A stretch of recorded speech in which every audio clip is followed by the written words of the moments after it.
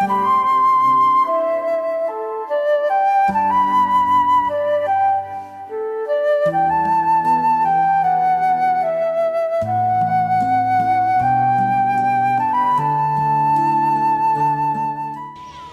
பேர் விக்டரு, பெங்களூர்லேருந்து வந்திருக்கிறோம். மாதாவுடைய திருவிழாவுக்கு நான் வருஷம் வந்திருக்கிறேங்க.